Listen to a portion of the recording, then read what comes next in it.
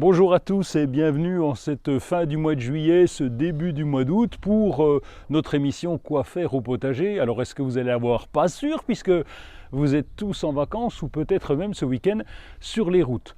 Nous, on est là toujours dans ce potager avec un temps qui est plutôt agréable et là ça pousse, on est dans les récoltes, dans l'entretien, puis un peu de désherbage aussi. Quand le mois d'août est bon, abondance de moissons. Alors ça c'est très bien, ça veut dire que si on a un beau mois d'août, eh bien toutes les pluies de ce printemps ont fait pousser les plantes et là normalement nous devrions avoir des fruits et de belles récoltes. En tout cas c'est ce qu'on souhaite et on espère avoir un peu de beau temps, ça serait bien. Au sommaire de cette émission, on va récolter les patates. On va parler de la plante fromage. On va faire des semis d'épinards à la place des pommes de terre. On va voir les asperges en été. On va faire un focus sur la tomate à mirou. On va pincer les cucurbitacées et on parlera d'une recette justement d'amirou, de tomate à mirou.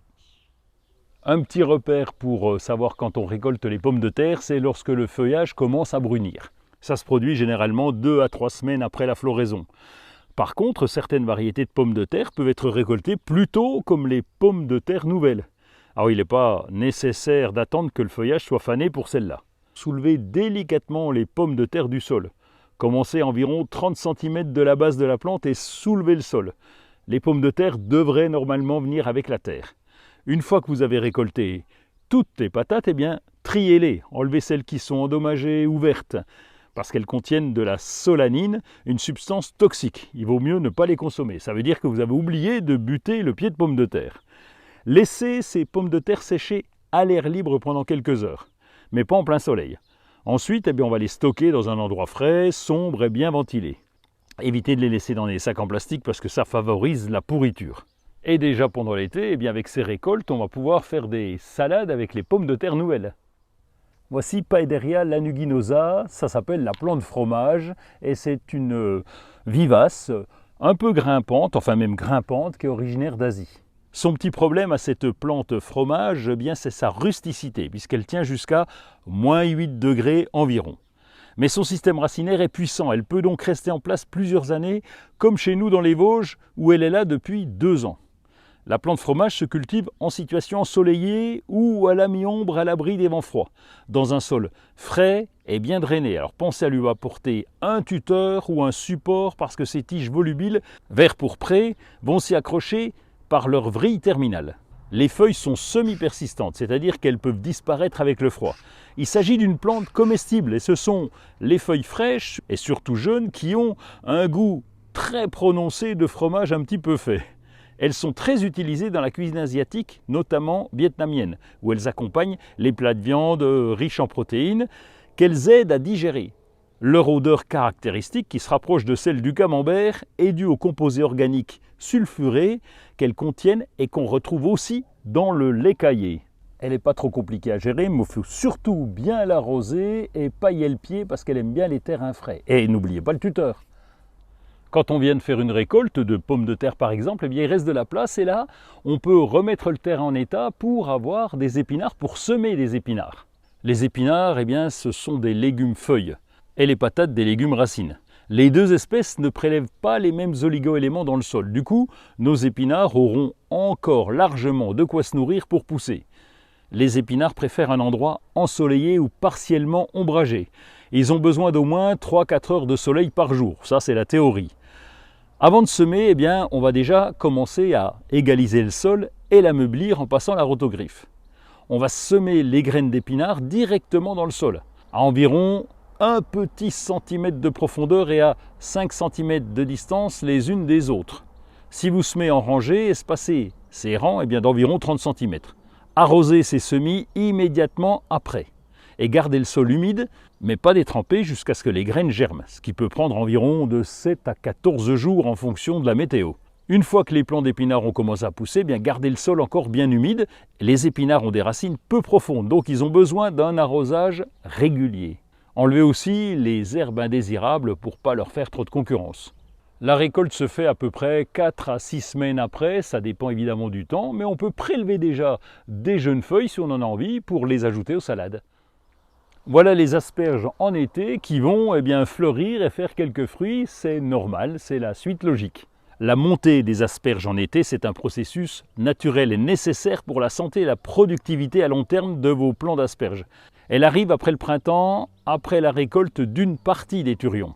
Laissez quelques griffes pousser et se transformer en un feuillage vert un peu découpé comme vous voyez. Ce feuillage, il aide la plante à développer ses racines. C'est un avantage pour la prochaine récolte. Mais ces tiges sont devenues trop dures et trop fibreuses pour être mangées. Ce n'est pas la peine de les récolter. Continuez à arroser et à fertiliser vos plants d'asperges régulièrement pendant l'été, surtout si c'est une jeune griffe qui a été plantée au printemps. Ça les aidera à produire un feuillage sain et à stocker de l'énergie pour la saison prochaine.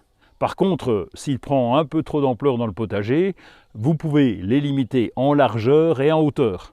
En automne, lorsque le feuillage aura commencé à mourir, donc à jaunir, il faudra à ce moment-là couper au niveau du sol. C'est le même principe que les autres plantes vivaces. Et après cette taille, dans les régions comme chez nous où il fait assez froid, on va rajouter une bonne couche de paillage sur les racines pour les protéger.